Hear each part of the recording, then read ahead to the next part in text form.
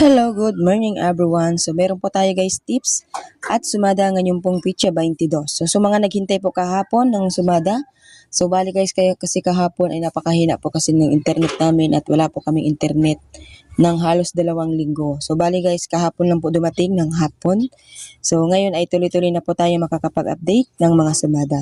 So please lang guys paki-share naman ng ating mga video para po makita ng dati nating mga taga-subaybay na hindi ko po sila na-block. So yung kasi guys nila, kala nila ay naka-block sila.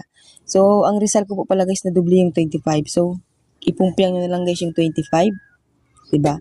So 22, 15, 25, so gawin natin 7. Okay? So 22, 15, 25, 7 yung isa. And then yung 25 guys, ipumpiang nyo na lang, no?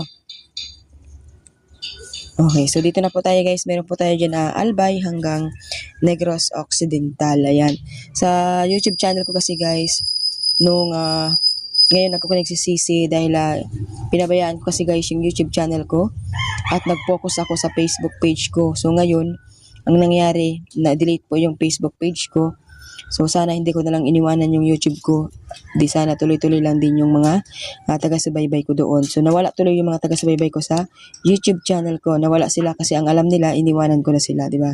So nag-focus kasi ako guys sa page ko. Hindi ko naman nakakalain na bigla pong magiging disabled ang Facebook natin.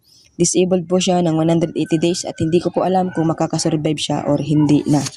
Okay, kaya gumawa tayo ng bagong account para guys, meron pa rin po ako sa inyong sumada tuwing araw. So hanapin niyo lang ako guys.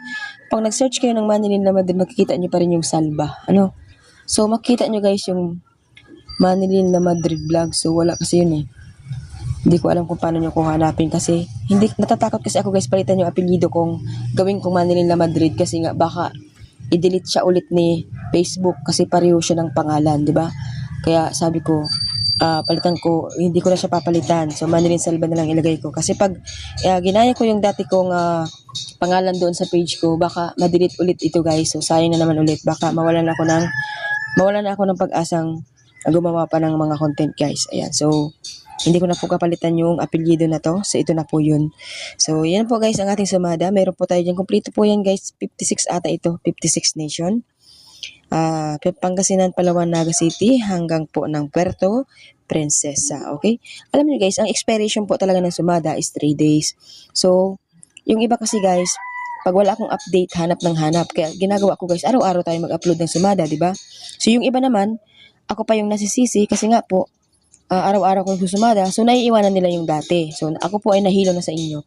Sasabihin ninyo, wala kayong upload, naghihintay kayo ng sumada. Pag hindi ako nagbigay ng update, ang daming naghihintay. Pag nagbigay ako ng update ng pang-araw-araw o yung lumabas yung nakaraan, ako din yung masisisi kasi yung tinayaan daw nila yung bago kong tips, di ba? Kung hindi daw ako nagbigay ng bago, di ba? Hindi ko na alam kung saan ako pupunta. Charit. So, yun lang guys. Maraming salamat po. Good luck po sa inyo lahat.